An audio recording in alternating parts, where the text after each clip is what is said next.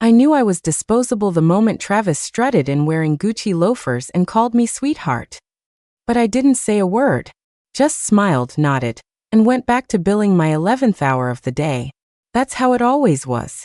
I was the one dragging this godforsaken firm through deadlines and depositions while the partners drank Merlot at networking galas. For 3 years, I built Dellinger and Cross from the damn floorboards up. No sick days, no birthdays, no vacation, no life. Just coffee, case files, and cortisol. They gave me the corner cubicle with no window and the broken heater. I gave them 41 clients and $18 million in revenue. And not once, did I ask for a raise. I didn't need plaques or Friday lunches or Employee of the Month bullshit. My reward was watching Fortune 500 clients ask, "Is Rachel handling this one?" Not Dellinger, not the firm. Me, Rachel Ford. I was the name on every tongue, the voice in every boardroom, the closer who made nervous GCs sign with confidence. And I earned that the hard way, redlining contracts at 2 a.m., spotting weaknesses in opposing counsel's briefs that partners missed, and holding the hands of panicked executives on the verge of lawsuits. Quick pause. If you've made it this far, don't forget to like the video and hit subscribe. 97% of listeners never do, and it really motivates the team to keep sharing stories like this one. Thanks. You know what I got for all that? Not even a damn mug with my name on it. But I didn't care. Because this was mine. Not on paper, sure. My name wasn't etched on the door, but it felt like mine. Every deal that closed, every firm we beat in court, every compliment from a client about her work ethic or her precision, that was fuel. And God, I was burning bright. There were weeks I didn't see sunlight except through the slats of the conference room blinds. I once closed a 7-figure contract while hooked up to an IV in urgent care. Nobody knew. They just saw the contract in their inbox and clapped like I was a magician. No, I was a damn machine. The truth is, I didn't mind the grind. I liked being the one they counted on.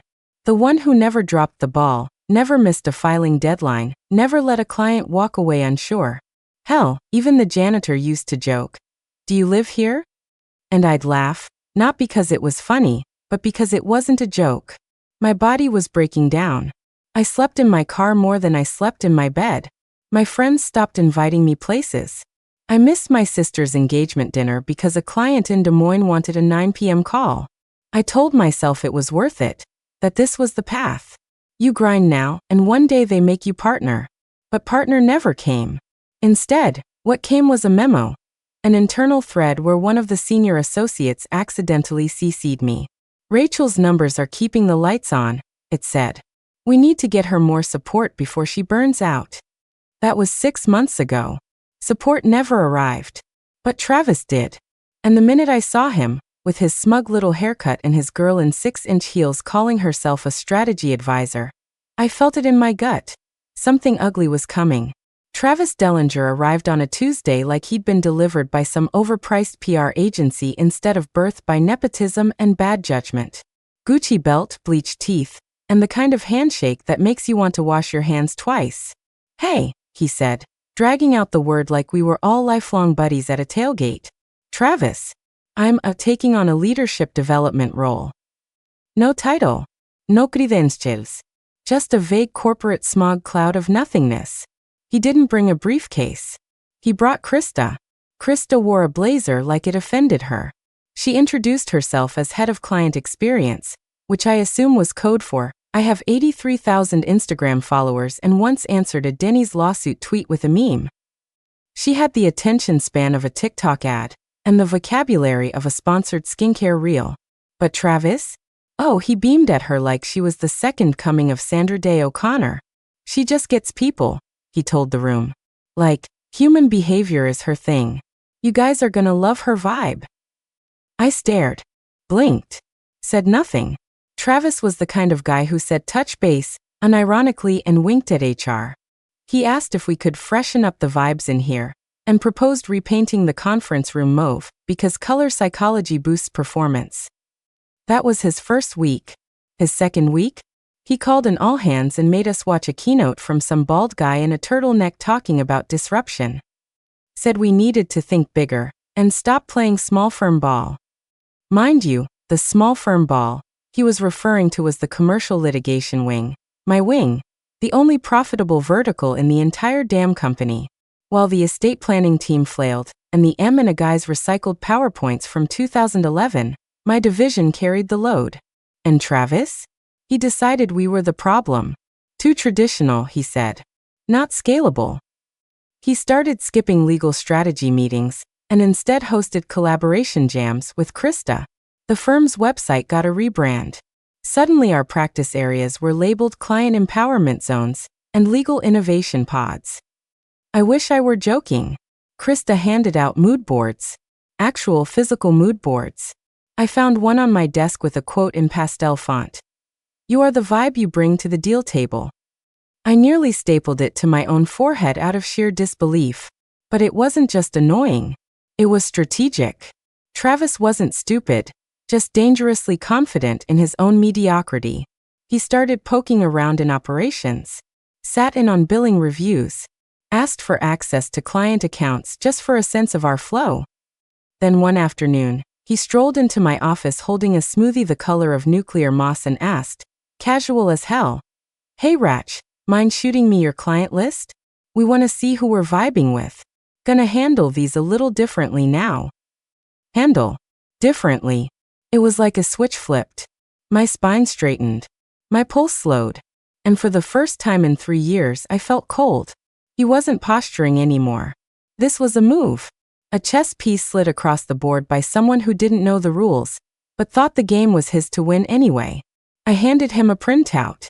A dummy list, 5 outdated clients and 2 who'd passed away.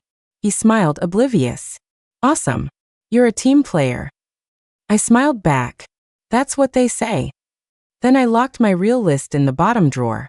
Every name, every email, every billing quirk, anniversary, nickname, handshake story, logged, categorized, safe. Because this wasn't my first rodeo, but it was going to be his last. Friday morning. No warning. Just a terse calendar invite titled, Alignment Discussion, HR. I knew before I even clicked it. Hell, I knew the second the office coffee tasted a little too burnt, and the receptionist wouldn't meet my eyes. My heels echoed like a funeral march down the hallway, past the glass offices where partners whispered and pretended not to notice me. Travis's voice laughing somewhere near the kitchen, like a hyena in a suit. I walked in. 2 HR reps, both fresh out of undergrad and clinging to their iPads like life preservers. One had chewed her nails down to the quick. The other kept adjusting his tie like it might strangle him. And there, perched smugly in the corner, was Krista, in my chair. Not metaphorically. My actual office chair had been wheeled into the conference room, so she could play executive Barbie while I got kneecapped. "We appreciate your contributions, Rachel," the male HR rep began, voice trembling slightly. But after a comprehensive review of our culture fit and organizational structure, leadership has decided to go in a different direction. Effective immediately. Culture fit. I stared at him blank. Noi mouschin. I wasn't about to cry in front of 2 interns, and a woman whose greatest legal experience was once dating a Vine star. They kept talking, something about final paychecks, transition documentation, exit interview optionality. I didn't hear any of it. My eyes locked onto the doorframe just outside the room, where a gold plate had already been screwed into place. Krista Langston, client strategy lead. They didn't even wait for my seat to cool. I looked back at the HR reps. Neither of them could hold my gaze. Krista smiled, not big, not gloating. Just a little smirk, like she'd already won. Like I was just another obstacle she'd manifested out of her way. I stood up slowly, adjusted my blazer, said nothing, because I knew what they didn't. I walked back to my office, or what had once been my office, and found a cardboard box already sitting by the desk, like a grave marker. My nameplate was gone. The monitor was unplugged. Someone had cleared my folders, but not well. They missed the bottom drawer. That's where it was. The thick, black moleskine notebook with the frayed edge, and the elastic band stretched thin from overuse. Inside? 41 names. Every contract nuance. Preferred fonts. Billing cycles. Wedding anniversaries. Divorce rumors. Inside jokes. Handwritten summaries of every case, every call, every trust built over 3 years of backbreaking, thankless service. I slid it into my bag. Not stolen mine. Every detail earned. Not one protected by firm IP. Just notes. Just memories. Just leverage. As I turned to leave, Krista strolled by in 6-inch heels and a blazer 2 sizes too tight, sipping something with oat milk and too much confidence. No hard feelings, she said, not even looking at me. It's just business, you know? I stopped walking, turned just enough so she could see the corner of my smile. That's what I'm counting on, I said. Then I walked out without a word more. No tears. No tantrum. Just that black notebook tucked under my arm like a loaded weapon. And in my head, one very calm, very deliberate thought. Burn it all to the ground. I didn't sleep that weekend. Not out of stress, out of focus. The kind of calm that doesn't blink. The kind of silence that hums. I sat at my kitchen table in an old hoodie with 3-day hair, and a pot of coffee that had boiled down to tar, flipping through that black notebook like it was a holy book of vengeance. Page by page, line by line, I revisited every client I'd ever saved from the brink. There was Ed from the manufacturing conglomerate, who called me on Christmas Eve when a shipment contract imploded. I picked up before the second ring. Anna from the tech startup who had a panic attack before a funding round and asked me to just talk legal things at her, to calm her down. The CFO from the hospital group who'd once emailed at 2:17 a.m. with the subject line, "Only trust you." That's what Travis didn't understand. These people weren't numbers on a spreadsheet. They were real. And I knew them. Not because I was told to, but because I cared. And I documented everything: birthdays, kids' names, their preferred email sign-offs, the legal quirks that made them tick. My notebook wasn't a list. It was a map.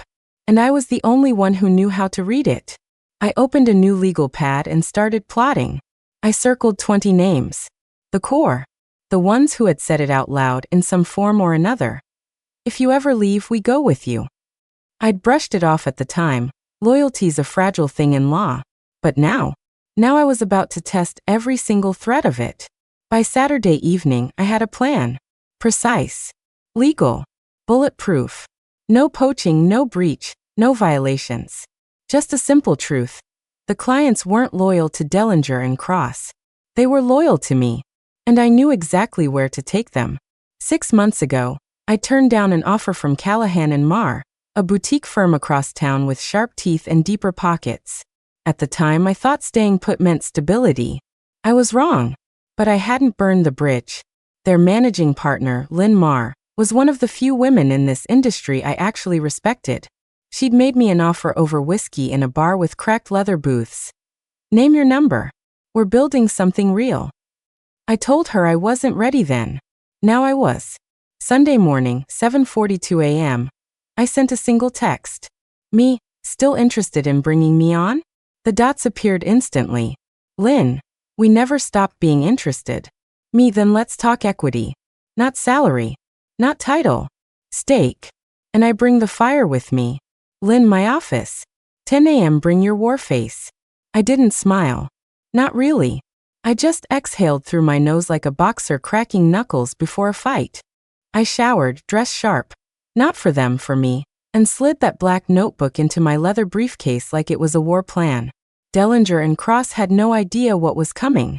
They thought I'd vanish quietly, go lick my wounds, maybe wind up doing contract review for some third-tier firm while Krista lit sage over her imported standing desk.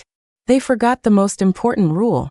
Never fire the rainmaker unless you're ready for drought. And I was done making rain for people who didn't even know how to hold an umbrella.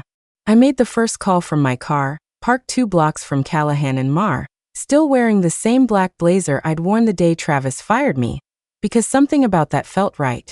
Like a soldier keeping the dented armor from their last battle. I stared at my phone for a second, thumb hovering, heart steady. Then I hit dial. 3 rings. Rachel, came the voice, warm, familiar, firm. Tell me this isn't a courtesy call. It's not, I said. I'm out. I've partnered with Callahan and Marr. Equity stake. Full support. Silence. Then, you know what I said the day you got me out of that arbitration hellhole? I did know. Word for word. If you ever leave that place, we're gone too. I held my breath. Send the paperwork, he said. And just like that, the dam cracked. The next name on the list was a senior VP of procurement from a healthcare conglomerate. She answered while on a plane, whispered, "You left?" Then said, "Email me the new firm info. I'll handle the rest." By the end of Monday, 3 more followed. No questions. No second thoughts. Just trust. That night, Lynn handed me the keys to a corner office. Real glass, real view. No plants, no art, just space and silence. I sat down, flipped open my notebook, and crossed off 5 names. Then I turned the page. By Wednesday, it was 7. One of them forwarded me a company-wide email Travis had sent out, subject line in all caps, "Team alignment and client retention strategy." It read like it had been written during a panic attack. Corporate jargon mixed with passive-aggressive pleading, asking everyone to reaffirm their commitment to the D&C vision and avoid external communication that may undermine internal cohesion. Translation: Please, dear God, stop leaving. Around noon, I got a message from a former colleague, Alex, from litigation support. We weren't close, but he'd always been decent. The text said, "Alex, they're freaking out. Travis just blamed IT for losing case files." Me, which ones? Alex, yours. All your notes, doc structures, workflows. Apparently they were only saved locally. I almost laughed. I'd warned them for 2 years to set up proper cloud backups. I even offered to lead the migration plan. Travis said it was low priority and not client visible. I guess now it was visible enough. But I didn't gloat. I didn't post anything. I didn't even respond to Alex's second message. He's pacing the halls like someone stole his yacht. Because this wasn't about victory laps. Not yet. This was still the opening act. And with every send the paperwork, I could feel it, power tilting back into my hands. The slow, deliberate shift of gravity when you stop surviving and start taking back what's yours. I didn't sleep much that week. Didn't need to. I had the list, I had the fire, and now, for the first time, I had a place to aim it. Thursday morning, I got a call from Lynn just as I was reviewing a merger clause for one of the newer accounts that had just jumped ship. She was laughing so hard she couldn't get the words out at first. "They're bouncing," she finally said, wheezing. "Rachel, they're generic inboxes. Every damn one." I blinked. "What do you mean bouncing?" "They killed the email accounts. Either someone pulled the plug or the whole system's collapsing in on itself." Sure enough, I checked. The Dellinger and Cross standard alias, info at, litigation at, contracts at, all coming back with the same error. Recipient address rejected. User unknown in virtual alias table. By noon, my phone buzzed again. Another client, one I hadn't even reached out to yet, forwarded me an internal D&C termination notice. Apparently, they'd tried to confirm a court filing, and the receptionist hadn't shown up. Called the front desk 5 times. Got nothing but voicemail. Finally walked in and found the lobby dark. The receptionist had quit. So had 2 junior partners. Word was they didn't even give notice. Just left their badges on the break room table next to a half-eaten bagel and a note that read, "Good luck." But the kicker, the one that made me set down my coffee and really breathe, came around 3 p.m. That was when Travis, in all his clueless desperation, sent out a firm-wide email blast titled, "Standing Strong Through Change." I know because 4 separate people forwarded it to me within 10 minutes. It was a masterpiece of passive aggression. 5 paragraphs of performative optimism, buried under clumsy guilt trips. Gems like, "True loyalty shines in moments of challenge." And, "We're looking forward to continuing strong partnerships with those who truly value the D&C difference." No one replied. Not a single soul. I imagined Travis pacing his office, Krista hovering in the doorway holding some Pinterest quote printed on canvas. Neither of them understanding why the room was getting quieter by the hour. Then came the turning point. The one that split their roof in 2. Dellinger and Cross's largest client, a national retail chain with a portfolio spanning 17 states, had scheduled a Zoom to reassess service terms. It was supposed to be a routine check-in. Travis insisted on taking the call himself, probably thinking he could charm his way back into relevance. But the call didn't go how he expected. The client opened with pleasantries, then calmly, professionally, and without a hint of malice said, "Effective today, we'll be transitioning all active matters to Callahan and Marr, under the leadership of Rachel Ford." Travis stammered, asked why, tried to play shocked, then outright asked, "Is there anything we can do to change your mind?" The client smiled politely. This decision was based on trust. That trust no longer resides here. They logged off before Travis could reply. 10 minutes later, my phone buzzed.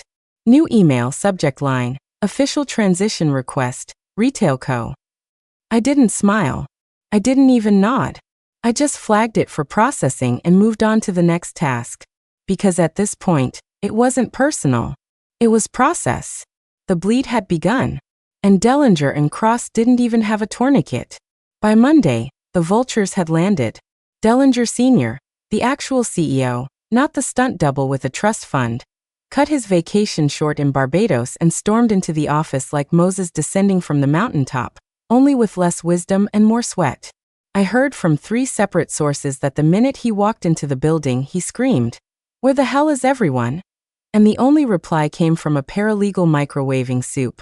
The boardroom lights didn't go off that night, nor the next. From across town, I could almost feel the panic sweating through the drywall. Calls were going out. Audits were running hot. IT was digging through server logs like they'd find salvation buried between Outlook drafts.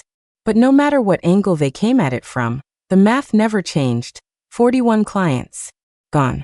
And not just clients. These were the ones who paid on time, in full, with retainers deep enough to float the weak months. The lifeblood. My book of business. The very one they treated like community property while I was being quietly erased, had packed up and moved out. On paper, I hadn't solicited anyone. Not one cold call. Not one unauthorized email. Just a few conversations, all started by them. Ide and Suarat Pulitelli. Professionally. Every dotted, I bless by legal. Because you don't go scorched earth when you can drown them in ice. Somewhere in that mess of midnight whiteboards and panic-induced pizza orders, someone finally asked the question that should have been stapled to Travis's forehead months ago. Why wasn't there a non-solicit clause in her contract? Silence.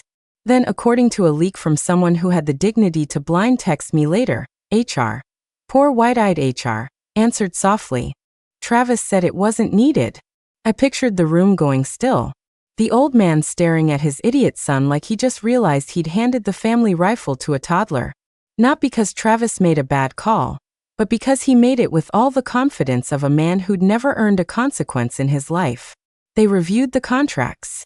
My contracts. Found nothing to hold me with. No hooks. No language. Just standard exit terms, and a folder marked legacy client assets that was now as useful as a chocolate fire escape. And somewhere between hour 9 and hour 10 of that audit, the voicemail came through. A woman's voice. Probably someone from operations. She sounded tired. Fragile even. "Rachel, we'd really like to talk. About next steps. There's been some misunderstanding, and, look, it's complicated, but we value everything you built here. Please give us a call. At your convenience." I played it twice. Then once more just for the tone. Then I tapped delete. No reply. No follow-up. No curiosity. Because I already knew what they wanted to ask. And I already had my answer. The press release went out on a crisp Tuesday morning. Callahan and Marr was expanding, doubling their litigation staff, opening a second office, onboarding a new class of senior associates. My name was dead center in the announcement. Rachel Ford appointed as head of commercial litigation and partner. It didn't make headlines in the Times or land me on cable news, but it hit exactly where it needed to. The inboxes of every general counsel, managing partner, and recruiting director within a 50-mile radius. Subtle, surgical. A quiet flag planted in the dirt. I didn't gloat. I didn't post about it. I didn't change my LinkedIn bio or update my email signature with 4 new lines of titles. But I did get a bottle of Widow Jane whiskey from one of my old clients. No note, just a label on the box that read, "You earned this." 2 hours later, a legal blog out of Cincinnati ran the headline, "How One Woman Gutted Dellinger and Cross in 30 Days." They got the number wrong. It was 27 days, not 30, but I didn't correct them. The article wasn't scathing, just clinical. It laid out the client migration, the staff departures, the fact that D&C's entire litigation department was effectively gone. The piece quoted sources familiar with internal operations, describing Travis as visibly agitated and no longer participating in external client communications, which is a very polite way of saying he'd been benched like a third-string quarterback in a snowstorm. Krista, for her part, posted a TikTok that afternoon announcing her new chapter, focused on content, healing, and alignment. I watched it once. She misquoted Brené Brown and used the word grindset, without irony. Then she winked and said, "Sometimes the universe clears your plate so it can serve you better things." I assumed the universe in this case was me. She'd deleted the video by midnight. Dellinger and Cross was down to 3 attorneys and 1 paralegal. Their website hadn't been updated in weeks. The About Us page still listed me under key personnel, which made me wonder who was even left to remove it. The firm tried to pretend nothing had happened. They posted a couple of job listings, sent a holiday mailer with stock photos of smiling attorneys no one had ever met. But the truth had already sunk in, slowly, like water through a crack in concrete. Clients weren't just gone. They weren't coming back. That was when Travis tried to sue, filed a lawsuit claiming unfair competition, intellectual property misappropriation, and malicious client interference. It was adorable, in the way a chihuahua trying to fight a snowplow is adorable. I didn't even have to respond. Callahan and Marr's general counsel shredded it on procedural grounds before it ever reached discovery. The judge dismissed it with prejudice. We celebrated with cocktails and steak in a quiet corner of the city.